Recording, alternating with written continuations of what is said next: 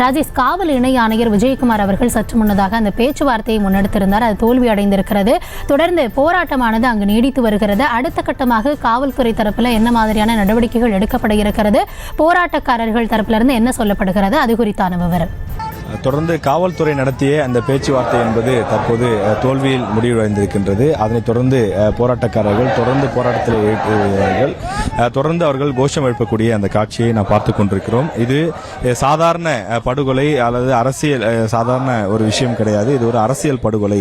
அரசியல் காரணங்களுக்காக இந்த கொலை நடைபெற்றிருக்கின்றது. இதில் சிலர் கைது செய்யப்பட்டிருந்தாலும் கூட அது எங்களுக்கு போதுமானதாக இல்லை. இதில் உண்மையான குற்றவாளிகள் பலர் பின்னணியில் இருக்கிறார்கள். அந்த பின்புலத்தை கண்டறிய வேண்டும். அவர்கள் யார் என்ற விவரம் எங்களுக்கு தெரிவிக்கப்பட வேண்டும். அந்த உண்மையான குற்றவாளிகள் கண்டறியப்பட வேண்டும். இது ஒரு திட்டமிட்ட அரசியல் படுகொலை என்று இங்க இருக்கக்கூடிய போராட்டத்தில் ஈடுபடக்கூடிய பகுஜன் சமாஜ் கட்சியினர் தெரிவிக்கிறார்கள். தொடர்ந்து தமிழக அரசு இந்த விஷயத்தை சிபிஐக்கு மாற்ற வேண்டும். தமிழக அரசே தொடர்ந்து இதனை விசாரணை செய்தால் உரிய நியாயம் நீதி எங்களுக்கு கிடைக்காது.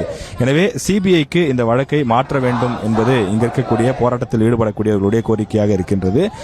தொடர்ந்து காவல்துறையினர் 2-3 மணி நேரத்திற்கும் மேலாக பேச்சுவார்த்தையில் ஈடுபட்டு வருகின்றார்கள். ஆனாலும் அந்த பேச்சுவார்த்தையில உடன்பாடு எட்டப்படாமல் தொடர்ந்து சாலை மறியலில் பகுஜன் சமாஜ்வாதி கட்சியை சார்ந்தவர்கள் ஈடுபட்டிருக்கிறார்கள். நாம் திரையில பார்க்கின்றோம். சுமார் 500க்கும் மேற்பட்டவர்கள் தற்போது சாலை மறியலில் அமர்ந்து கொண்டிருக்கிறார்கள். இது தவிர இந்த பகுதி முழுவதுமே, அதாவது ஜிஹெச்சில் இருந்து சென்ட்ரல் ரயில் நிலையம் வரை ஏராளமான பகுஜன் சமாஜ்வாதி கட்சியை சார்ந்தவர்கள் கையில் கொடிகளை ஏந்தியும் தங்களுக்கு நியாயம் வேண்டும், தங்களுடைய கொள்கை தலைவர் இறந்துவிட்டார், அவருடைய அந்த கொலைக்கு உரிய நியாயம் வேண்டும், எங்களுடைய தலைவரை உங்களால் திரும்ப கொடுக்க முடியுமா என்று அவர்கள் மிக உருக்கமாக அவர்கள் போராட்டத்தை நடத்தி வருகின்றார்கள். தொடர்ந்து அவரது உடல் கொண்டு வந்து வைக்கப்பட்ட நள்ளிரவிலிருந்தே இங்கு நூற்றுக்கணக்கானோர் குவிந்திருக்கக்கூடிய நிலையில் காலை விடிந்த பிறகு இன்னும் அதிக அளவிலே வர தொடங்கியிருக்கின்றார்கள். குறிப்பாக வடசென்னையினுடைய பெரும்பாலான பகுதிகளிலிருந்து பகுஜன் சமாஜ்வாதி கட்சியை சார்ந்தவர்கள் தற்போது இங்கு சாலை மறியலில் அமர்ந்து போராட்டத்தில் ஈடுபட்டு வருகிறார்கள். எனவே இங்கு எந்தவிதமான அசம்பாவிதமும் ஏற்படக்கூடாது என்பதற்காக முன்னெச்சரிக்கை நடவடிக்கையாக சுமார் 1000 போலீசார் குவிக்கப்பட்டிருக்கின்றார்கள். தொடர்ந்து காவல்துறை உயரதிகாரிகளும் வரவழைக்கப்பட்டு மாறி மாறி அவர்களும் பேச்சுவார்த்தை நடத்தி வருகின்றார்கள்.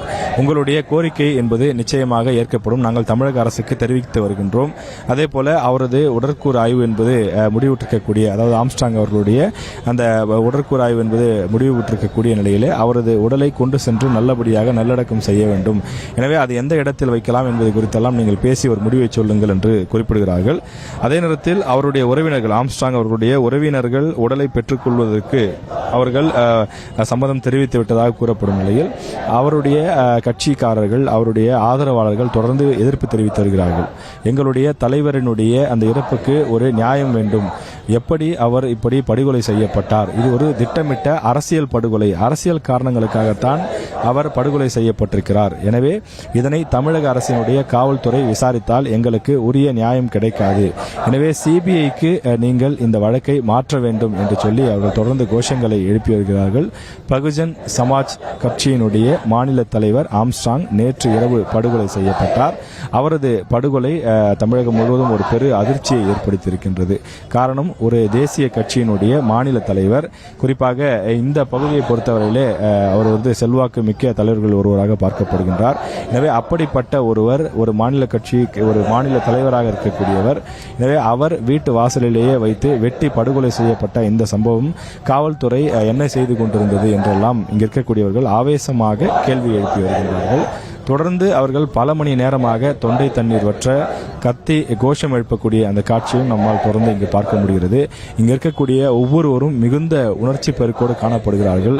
தங்களுடைய வீட்டில் தங்களுடைய குடும்பத்தில் ஒருவரை இழந்துவிட்டால் எப்படி கொதித்து போவார்களோ அதுபோல ஒவ்வொருவரும் கொதித்து போய் இருப்பதை பார்க்க முடிகின்றது. ஒவ்வொருவரும் சொல்ல முடியாத அளவிற்கு கடும் கோபத்தில் இருக்கின்றார்கள். அந்த அளவிற்கு கோபமாக அவர்கள் உணர்ச்சி பெருக்கோடு சென்று காவல்துறையினரோடும் தங்களிடம் சமாதானம் பேச வருபவர்களிடம் கொந்தளிக்கின்றார்கள்.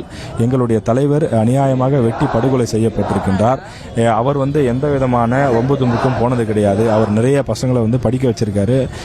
நிறைய பேர் பார்த்தீங்கன்னா அவரால் அட்வொகேட் ஆயிருக்காங்க. எங்களுக்கு ஏதாவது ஒரு பிரச்சனைனா முதல்ல குரல் கொடுக்கக்கூடியவரா அண்ணா ஆம்ஸ்ட்ராங் தான் இருந்தார். இன்னைக்கு அவரை இழந்துட்டோம். நாங்கள் இன்னைக்கு அவர் இல்லாமல் இனிமேல் நாங்கள் இந்த பகுதியில் எப்படி நிம்மதியாக வசிக்க முடியும் என்றெல்லாம் சொல்லி காவல்துறையினரிடம் அவர்கள் ஆதங்கத்தை கொட்டி தீர்க்கிறார்கள். தங்களுடைய தலைவரின் சாவிற்கு, அந்த படுகொலைக்கு ஒரு உரிய நியாயம் வேண்டும். 6 பேர் 8 பேர் கைது செய்யப்பட்டிருந்தாலும் கூட அவர்கள் உண்மையான குற்றவாளிகள் என்பதால் எங்களால் ஏற்க முடியாது. இதன் பின்னால் உண்மையான குற்றவாளிகள் வேறு யாரோ இருக்கிறார்கள். அவர்களை காவல்துறையினர் கண்டறிய வேண்டும். பெயருக்கு வேறு யாரோ வந்து அவர்கள் சரணடைந்திருக்கிறார்கள் என்பது இங்கே இருக்கக்கூடியவர்களுடைய வாதமாக இருக்கின்றது.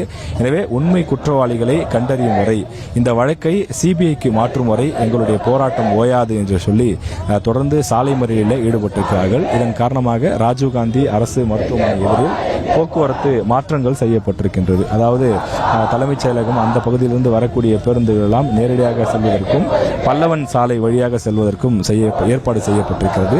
ராஜீவ்காந்தி மருத்துவமனைக்கு எதிரில், அதே போல சென்ட்ரல் ரயில் நிலையம் எதிரில் இருபுறமும் போக்குவரத்து முற்றிலுமாக நிறுத்தப்பட்டிருக்கிறது. அதாவது பொது போக்குவரத்து மட்டுமில்லாமல் 2 சக்கர 4 சக்கர வாகனங்கள் என அனைத்துமே நிறுத்தப்பட்டு முழுமையாக மனித தலைகளாக காட்சியளிப்பதை நம்மால் பார்க்க முடியும்.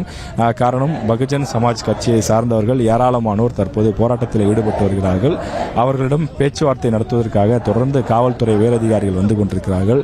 அவர்கள் உங்களுடைய கோரிக்கை என்ன, உங்களுடைய கோரிக்கைகளை நாங்கள் அரசிடம் தெரிவித்திருக்கின்றோம். எனவே தற்போதைக்கு பிரச்சனை எதுவும் வேண்டாம். நீங்கள் மருத்துவமனையை ஒட்டிய பகுதியிலே சாலை மறியல் செய்யக்கூடிய நிலையில் தொடர்ந்து ஆம்புலன்ஸ் உள்ளிட்டவையெல்லாம் வருவதற்கு இடையூறாக இருக்கின்றது என்று சொல்லி காவல்துறையினர் பேச்சுவார்த்தை நடத்துகின்றார்கள். ஆனால் அந்த பேச்சுவார்த்தைக்கு உடன்படாமல் தொடர்ந்து எங்களுடைய தலைவர் படுகொலைக்கு ஒரு உரிய நியாயம் வேண்டும், ஒரு தீர்வு வேண்டும். இது தொடர்ச்சியாக இது போன்று படுகொலைகள் நடைபெற்றுக் கொண்டிருக்கிறது. எனவே இதற்கு உரிய நியாயம் கிடைத்தால் மட்டும்தான் நாங்கள் இந்த இடத்தை விட்டு நகர்வோம் என்று சொல்லி தொடர்ந்து போராட்டத்தில் ஈடுபட்டு வருகிறார்கள்.